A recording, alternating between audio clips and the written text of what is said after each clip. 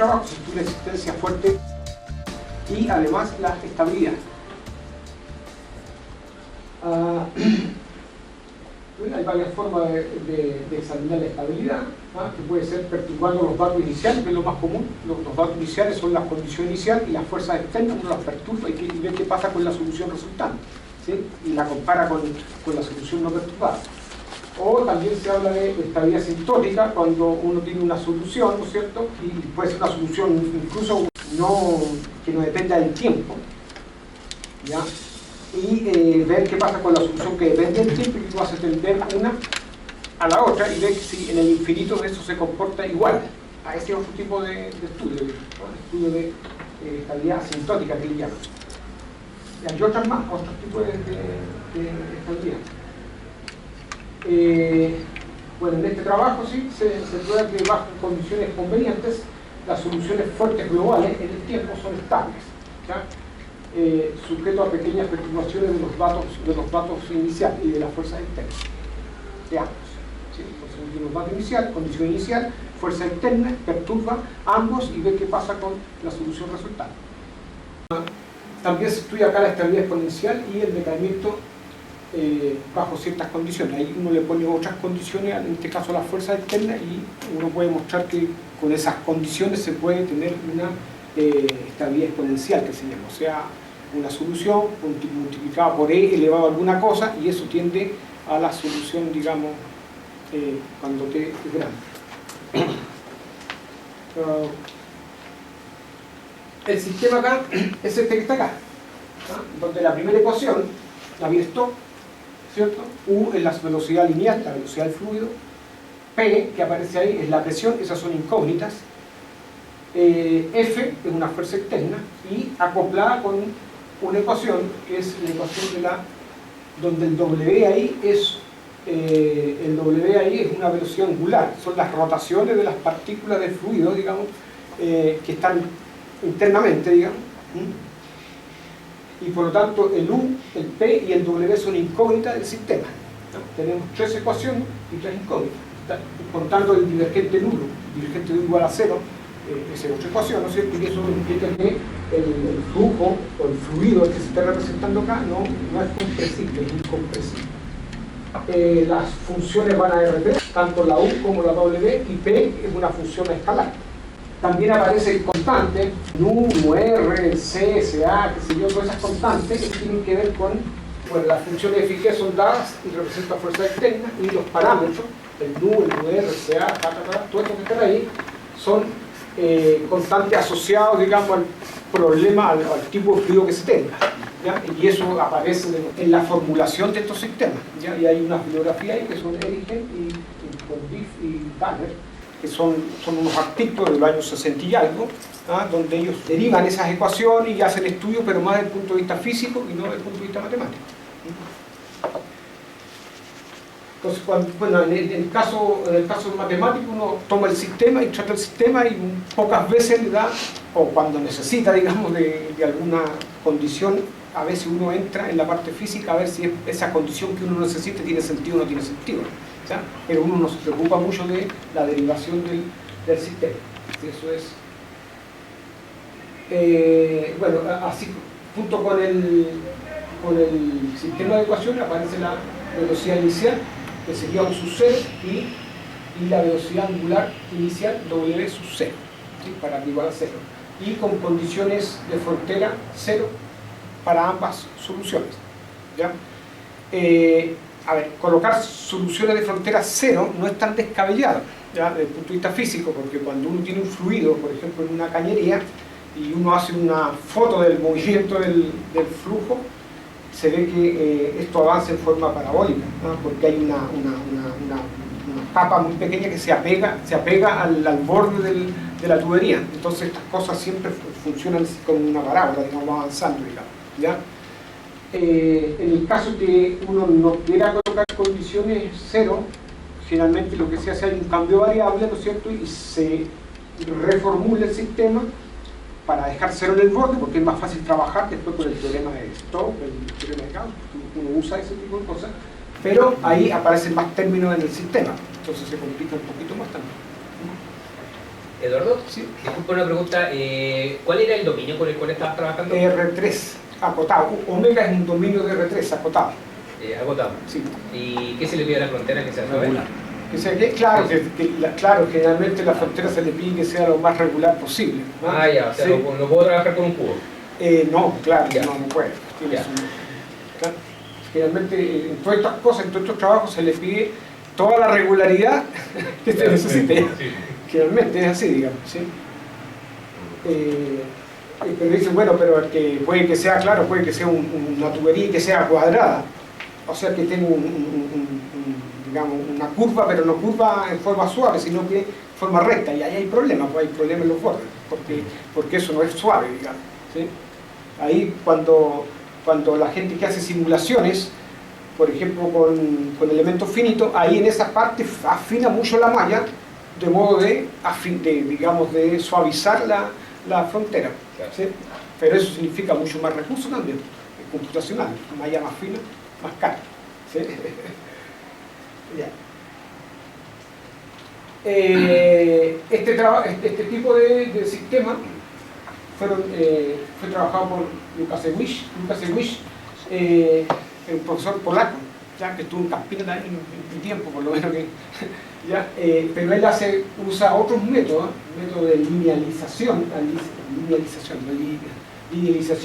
y teorema de clase y punto fijo, que son métodos más teóricos, por decirlo de alguna forma, ¿ya? Porque lo que nosotros usamos por lo menos son el método de Galerti, ¿ya? Porque el método de Galerti es un método más constructivo y tiene la posibilidad de ser programado, digamos, el sistema de programación. Ahí el Rodrigo sabe, ¿o no? Sí, sí. Después Boldrini y Marcos, estamos hablando del 80 y tanto, se fijan, del 88, 89, ¿ya? 88 ahí. Ellos trabajan con el método de Galerti y obtienen soluciones, existencia de soluciones globales débiles. También Marco trabajó la ecuación y él obtuvo existencia y unicidad de soluciones locales fuertes, ya con el método de Galerti, todo con el método de Galerti, ese tiempo. Después la Elba con el Marco, la Elba hizo el doctorado con este tipo de ecuaciones, y ellos obtuvieron existencia y unicidad global de soluciones fuertes, para datos pequeños, ¿ya? A ver, cuando en este tipo de sistemas, para obtener soluciones generalmente, ya sea débiles o fuertes, globales o locales, dependen de los datos iniciales. Entonces, generalmente, por ejemplo, si tiene una solución que es local y quiere que sea global en el tiempo, generalmente se pide hipótesis sobre las condiciones iniciales, más pequeñas. Condiciones iniciales pequeñas, generalmente pasa eso, ¿ya? Entonces, o sea, uno gana por un lado, pero pierde por otro. Siempre es así, digamos. Ya. Para fijar ideas, hay que definir qué cosa significa para nosotros acá solución débil, solución fuerte global, esas cosas. Entonces acá colocamos en esta definición, solución débil, por ejemplo, es una solución que, dado la condición inicial en H y U sub 0, el W0 en L2. Yo no coloqué aquí los espacios funcionales en la presentación, pensando que el público, porque esto lo presenté allá en era de NP, entonces ellos ya saben, ¿ya? Pero, por ejemplo, H, ese H que está ahí, es el espacio para Navier-Stokes, uno considera un conjunto, un espacio de función infinitamente diferenciable y que sea divergente nulo. Ese espacio, si uno hace la cerradura en L2, se llama H. Si uno hace la cerradura en H1, por ejemplo, entonces a eso le llaman B, que es el B que aparece acá, ¿ya? Entonces básicamente ese H es L2, básicamente, y este B que aparece aquí básicamente es H1, ¿ya? H1, para los que no están familiarizados, son las funciones en L2 y con derivada generalizada también en L2. ¿Sí? Eso. Entonces, si uno tiene una solución débil, significa que si uno se da los datos, U sub 0 y W 0, con esa regularidad, en H y en L2, y FG en L2, 0T, L2, ¿no? Para un cierto T que varía entre 0 e infinito, entonces el par UW, velocidad lineal y velocidad angular, es solución débil del problema que teníamos arriba, si satisface esta regularidad que está acá. O sea, si el U está en L2, 0T, B, fíjense que ese B ahí mejora la regularidad. Este es H, este es L2 y este es H1, o sea, mejora un poco la regularidad, ¿ya? Y el W en L2, 0T, H1, 0, inter el infinito 0T, L2. O sea, si las funciones tienen esa regularidad y satisfacen el sistema, entonces se habla que la solución es débil, ¿ya? Es débil. Entonces, continuando con el mismo, cuando se habla de solución fuerte, entonces, como la solución es para que tenga una solución fuerte, entonces ¿qué se hace? Se mejora la regularidad de los datos iniciales. Si allá el U sub 0 estaba en H, ahora se considera el U sub 0 en B.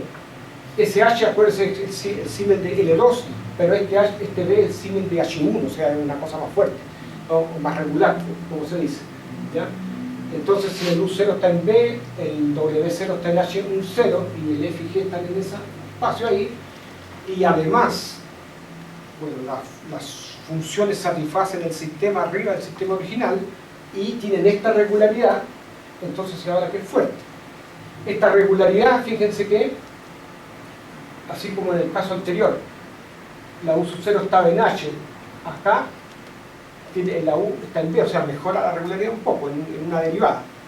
Acá también, si este está en B, que es H1, este U tiene que estar en este espacio, que es básicamente H2, ¿ya? Este espacio que está acá es B inter H2, y porque ese A se llama operador de Stokes, que es un operador que aparece en el sistema y se estudia, qué sé yo, y su dominio es B, ese B que está ahí, inter H2, o sea, tiene segunda derivada, ¿sí? Por lo tanto, eso es más fuerte, digamos, o más regular, como se dice. Eduardo, una Sí. pregunta. Entonces, la definición de solución débil que se toma ahí no considera ninguna formulación variacional del problema. Sí. Ah, ya. Sí. Ya. Sí, que ahí no lo dice, entonces Claro, no lo dice, pero claro, considera porque cuando uno tiene el sistema original, uno ahí aparece segunda derivada, porque aparece el laplaciano, ¿no es cierto? Sí. Entonces, cuando hace la formulación débil, uno deriva, ¿no es cierto? Y el laplaciano lo transforma en un gradiente. sí. Entonces, por eso que es una regularidad menor, digamos. ¿Sí? Ya. ¿Sí? Una pregunta, el parámetro T en la definición de solución débil puede considerar el infinito y en la de solución fuerte no.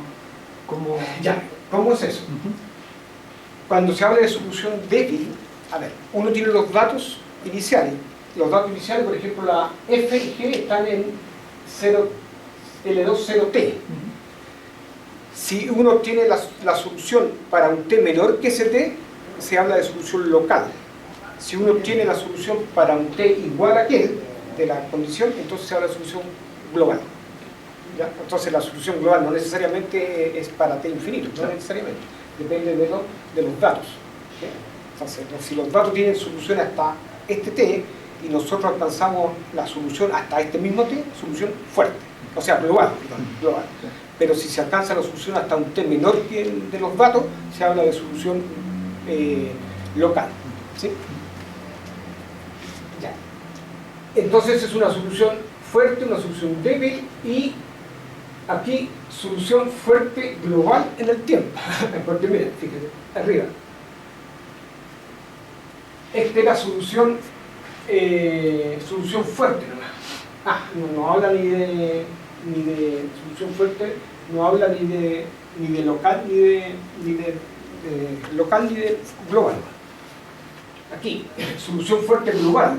Entonces la solución fuerte global, en el tiempo, tenemos los datos igual que la solución fuerte, ¿se fija? Pero el f y g está ya entre el intervalo de 0 infinito, para el t entre 0 e infinito. Entonces la solución que se obtiene acá es para el mismo intervalo de tiempo, porque es global en el tiempo. Aquí aparece, por ejemplo, este log, ¿ya? Porque ese log significa que las funciones son integrales en un compacto, digamos, dentro del omega, ¿sí? Un poco para limitar, integrar cuando aparece una función ahí significa que es integrable en un espacio, ¿no es cierto? A ver, si el log significa que es integrable en cualquier compacto que está dentro del espacio, omega en este caso, ¿ya? Avanzando. Bueno, como el sistema, ¿no es cierto?, aparece presión, la presión es una incógnita, y cuando uno trabaja con Galerkin, lo que uno hace, uno proyecta el espacio L2 en H solamente y la presión desaparece. Entonces uno encuentra solución para la velocidad solamente, y la presión, después que tiene la velocidad, recién recupera la presión, ¿ya? Pero lo hace aparte. Entonces, en el caso acá, dice que en cada definición de arriba, para el caso de solución débil, la presión tiene esa regularidad, para el caso de la solución fuerte, la presión tiene esta regularidad, acá está en L2, acá está en H1, y para el caso de la solución fuerte global, la presión tiene esta regularidad que aparece. ¿Ya? Bien. Pero acá yo no toco la presión, digamos, en este trabajo, porque nosotros en el fondo nos sacamos la presión proyectando el sistema al H solamente. Acuérdense que L2 se puede colocar como suma directa entre H y el ortogonal. ¿Sí? Uno proyecta. Es una técnica que se usa. Entonces, aquí los resultados. Vamos a empezar. Aquí va a empezar. Ya. Dice que si nosotros tenemos V sub 0, que es la velocidad lineal, y Z0, que es la velocidad angular del sistema, y F1 y G1, bueno, en esos espacios, con esa regularidad, entonces Marco, en un artículo lo dijimos adelante, ¿no es cierto?, del 98, 89, no sé cuánto, dice la solución con esa condición solución es fuerte, es local en el tiempo. Local en el tiempo, ¿ya? Con la condición inicial de B0 y Z0. ¿Ok? Se le encuentra el problema, un intervalo maximal, donde ahí obtiene solución, y esa solución es local. Como dije recién, local significa que no alcanza el t hasta el t de los datos que tenía. Ya. Bueno, como es fuerte, significa entonces que la solución pertenece, que tiene esa regularidad, por las definiciones que nosotros hicimos. Como la solución es fuerte, tiene esa regularidad para el B y para el Z en este caso. Entonces, ¿qué es lo que se hace acá? Nosotros queremos conseguir acá una solución fuerte global, ¿ah?, para nuestro propósito, ¿ya? Entonces, ¿qué usamos? Usamos un resultado de un señor que se llama Ponce y compañía, ¿ya?, y colaboradores, donde él trabaja la ecuación de Navier-Stokes y dice que si impone una condición para la velocidad, que sería esta, o sea que si el gradiente de la velocidad, norma en L2 del gradiente de la velocidad elevado a 4, la integral de eso está acotado, entonces él obtiene soluciones globales para su sistema, que es Navier-Stokes. Entonces, nosotros colocamos esta condición para nuestro problema, ¿ya? Y la gracia de esto es que nosotros no le colocamos condición a la velocidad angular, le colocamos solamente una condición a la velocidad lineal, que es esa misma, porque nos aparece bueno, ¿sí? En la línea -4 de la diapositiva, al final es DDA también. Acá. La línea -4, sí. Ahí. No. ¿Qué es eso que quedó afuera? Este es el operador de Stokes, dijimos. Sí. Y este es un L que se llama operador de la ME. Ok. Pero es muy parecido al operador de Stokes, solamente que tiene un término más, digamos, porque el sistema nuestro en la velocidad angular aparece un término y eso le llaman L, ¿ya? Y tiene las propiedades de A, qué sé yo. Ah, claro, no salió ahí, pero en algún lugar estaba por ahí. ¿Sí? O va a salir seguramente. Claro, faltó ahí porque no dio para correr ahí. Y si lo colocaba abajo, no me quedaba todo. Entonces, el resultado dice lo siguiente, fíjense. Si B y Z como en A significa que, como en A, este es A. O sea que es una solución fuerte local. Una solución fuerte local. Entonces, si B y Z es una solución fuerte local, y si satisface la condición 4, esa que es de Ponce, condición de Ponce le podemos llamar, esta, entonces BZ es una solución fuerte global en el tiempo, en el sentido de la tercera definición que había colocado yo, que la analización. O sea que el B tiene esa regularidad y el Z tiene aquella regularidad. O sea, con esa condición, para la velocidad lineal, uno puede extender la solución local en una solución global. ¿Ya? Y sin mover los datos iniciales. En este caso, nosotros no le exigimos más a los datos iniciales, son los mismos que tenía la solución fuerte local. La idea de la demostración, vamos a colocar la pura idea ya porque es un poco larga. Entonces dice que aquí extender la solución fuerte local de Z a una solución global es suficiente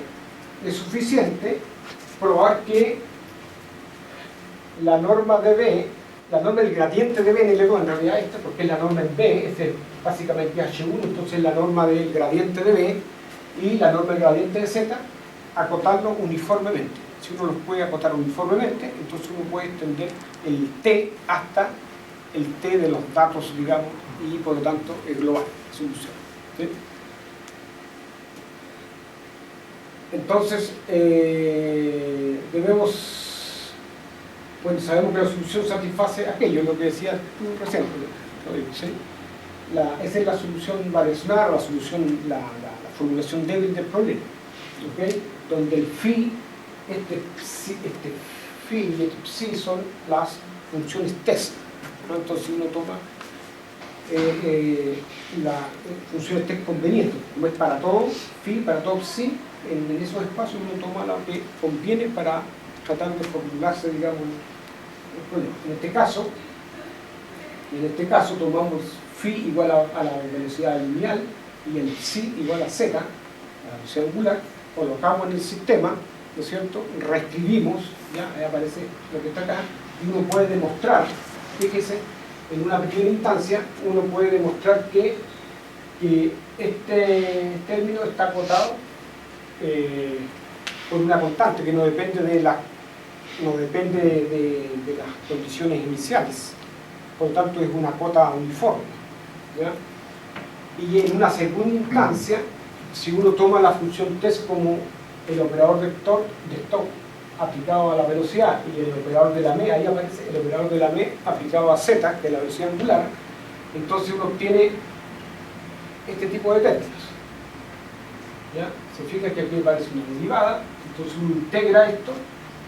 Al integrar, como esto ya está acotado, bueno, eso ya está acotado, ¿se fijan? Entonces uno usa la cota que tiene anteriormente y aquí, como integró esto, aquí le aparece un integral y vean, aquí aparece el término este que yo lo puedo sacar y por lo tanto le pongo una... Eduardo, ¿qué es el operador de la M? ¿Qué es el L1 medio? Ya. A ver, cuando uno coloca fracciones arriba acá... ¿El operador diferencial? El operador es un operador diferencial. Ya, si uno le coloca, por ejemplo, es más fácil explicarlo con el A. El operador de Stokes, uno tiene, si uno está elevado a un medio, en realidad es el gradiente. Entonces, en el fondo, esto es un gradiente. ¿Sí? Se coloca indistintamente así, en todo caso, o sea, la gente lo puede colocar como gradiente. Entonces, en el fondo, este es un gradiente de Z, digamos. ¿Sí? Entonces, integró esta cosa y usamos el lema de Bromwell, que se usa mucho acá, ¿no es cierto? Entonces le aparece la integral de este término y eso lo teníamos acotado porque es la condición que colocamos, ¿sí?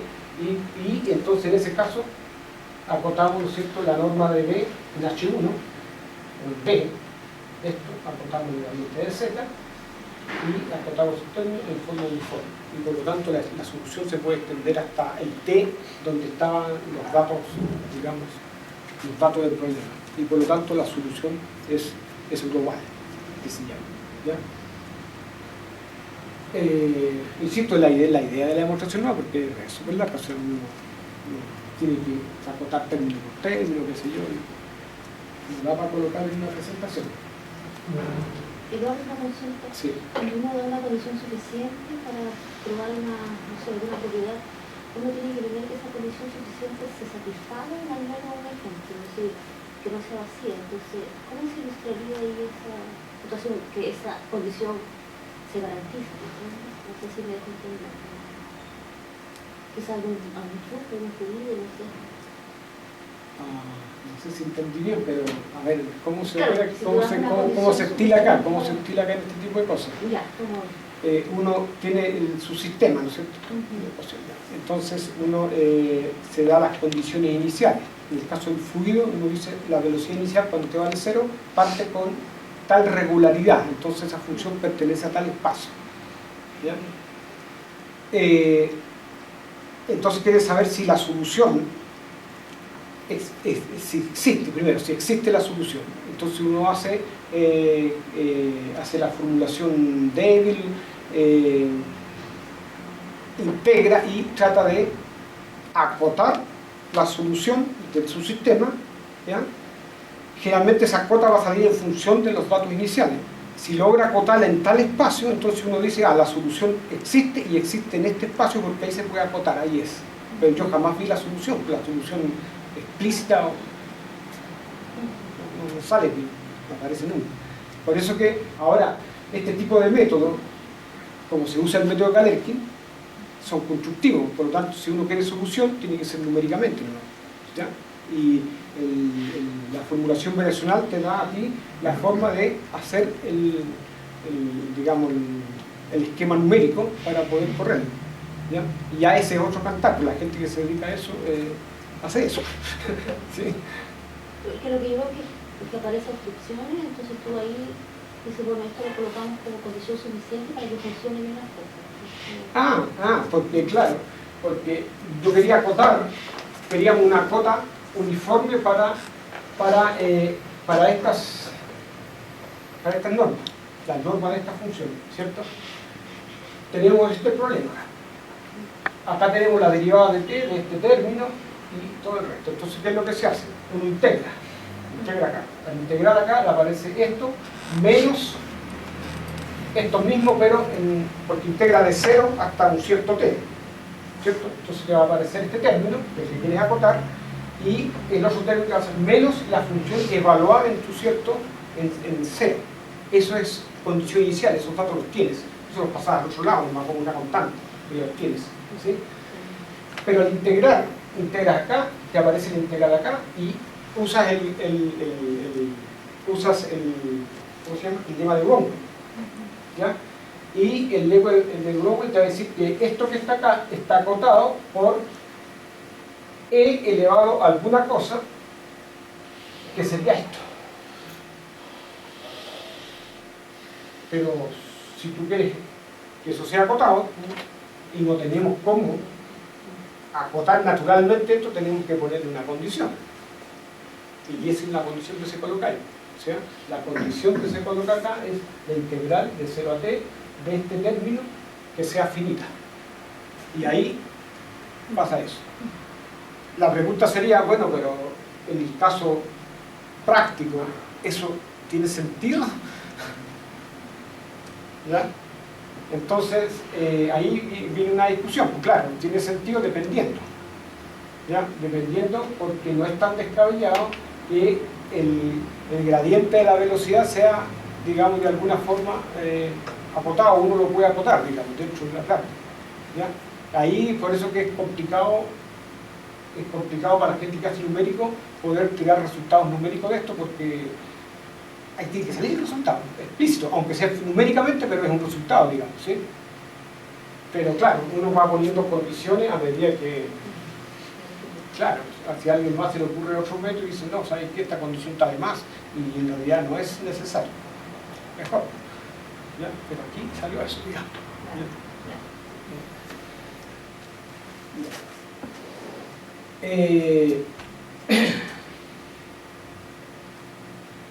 Bueno, para analizar la estabilidad exponencial dentro digamos, de toda la notación, uno también puede tirar estos resultados acá. Si uno le pone una condición extra, digamos, a la fuerza externa F1 y G1, ¿ya? O sea que uno le pone una condición extra, o sea, existe un capa barra, de modo que E elevado a ese término por la función esté con esa regularidad, es una condición extra, ¿cierto? No cualquier fuerza externa seguramente satisface esto, ¿ya? En ese caso, si uno le coloca esa condición a la fuerza externa, entonces uno puede tener estas cuotas para los gradientes de la velocidad, para la derivada, e incluso para la norma de B en H2, porque eso en el fondo es la norma de B en H2, para segunda derivada, ¿sí?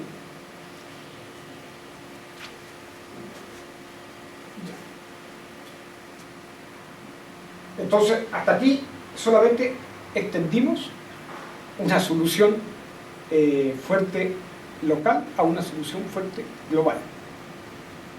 Hasta ahí solamente se hizo eso, ¿sí?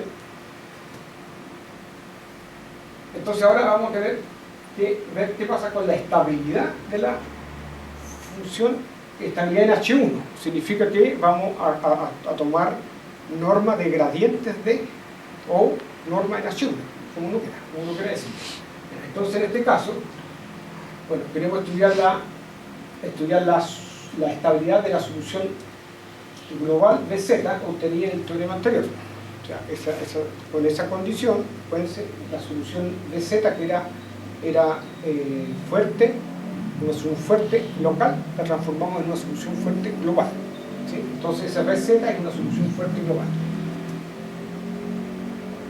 Entonces se considera U sub 0, W de 0, cerca de alguna forma a B sub 0 y Z sub 0, ¿ya? Y también una fuerza F y G, con esa regularidad, cercana al F1 y G1. Acuérdense, esa solución BZ tiene condición inicial B sub 0, Z0 y fuerza externa G1, F1, G1. Se considera otros datos ahora, estos y G y F, ¿ah? Que los vamos a medir cercanos a los datos de la solución y ver qué pasa con la solución con esos datos.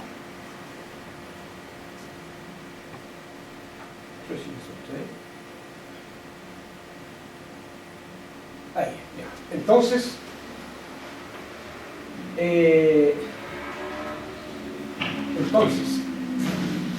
con estos datos, con U0 y E0 tenemos una solución, ¿no es cierto? UW, que es una solución del sistema original, fuerte, una solución fuerte, pero es una solución fuerte local. Aquí es local, no es global. Esta solución no es global, es local, porque tiene estos datos, no hemos puesto ninguna otra condición, digamos, no le hemos puesto la condición de Ponce, esa que salía y que era la integral de la norma de gradiente de B elevado a 4. Entonces deseamos estimar las diferencias de las dos. ¿Qué pasa con las diferencias de las dos soluciones? Una es local fuerte, la otra es local, una es fuerte local, la otra fuerte global. Entonces, el teorema que se demuestra es el siguiente.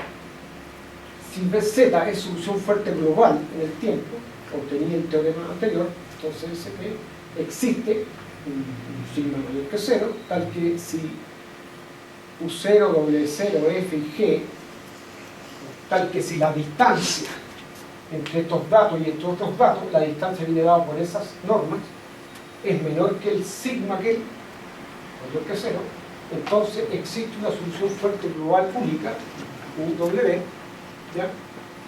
Con datos iniciales, estos que están acá, y fuerza externa F. O sea, si uno toma los datos cercanos, la solución que era fuerte local pasa a ser solución fuerte global y es igual a la otra, o sea, son las mismas. Eso es lo que es. ¿Sí? Además, continuando el teorema, si existe un M que depende de la distancia de los datos iniciales, de modo que si la distancia tiende a 0 de los datos iniciales, entonces M también tiende a 0, y en ese caso la diferencia de las normas, ¿cierto?, de las velocidades, de los gradientes, es menor que M. Entonces, si M tiende a 0, entonces la solución tiende a la otra. Eso es. ¿Sí?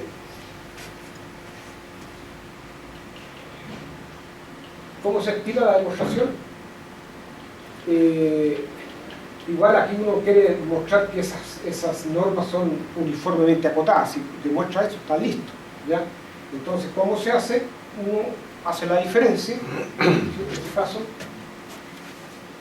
coloca la diferencia y acota ambos lados. Entonces, como uno ya tiene cota para B y aquí van a salir cotas para el Q, ahí uno deriva la cota para el U, ¿ya?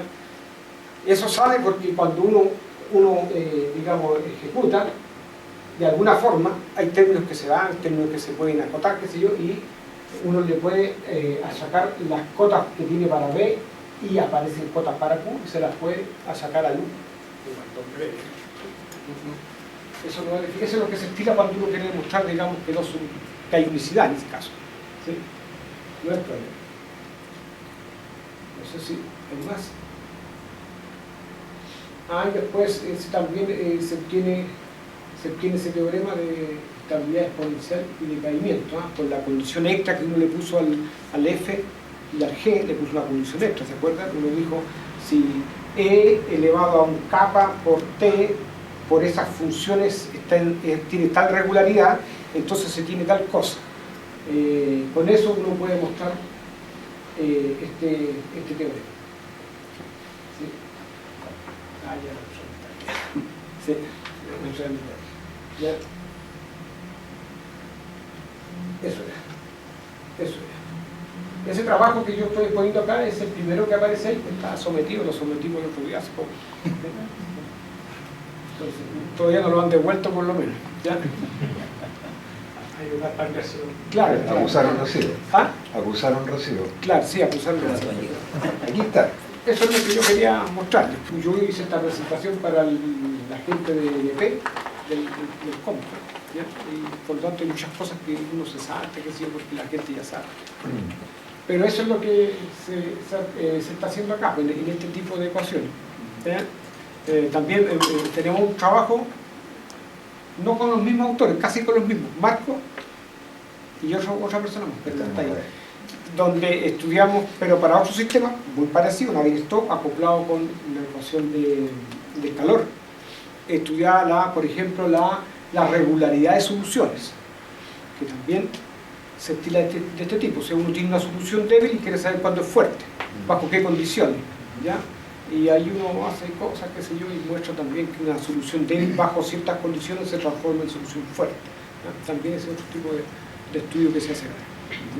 Eduardo, una pregunta. Sí. ¿Y no hay trabajos relacionados con dominios variables?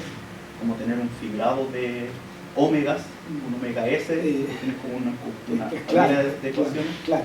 Y ver cómo cambian dependiendo de si yo muevo un poquito el dominio, ver que esas condiciones iniciales, o sea, tienen la regularidad suficiente de tal forma de que están cerca esa función y ver cómo evolucionan las soluciones. Mira, yo creo que sí que hay algún trabajo con eso. Porque, a ver, aquí nosotros, por ejemplo, en el sistema, pensemos sistema en Navier-Stokes, aparecen coeficientes.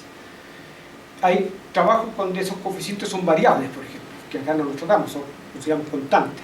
Y cambia totalmente, digamos, la forma de trabajar y todo, y se hacen más complicados, ¿sí? También se puede variar las condiciones iniciales. Y poner condiciones de Navier, por ejemplo, que es un tipo de condiciones que también se puede colocar.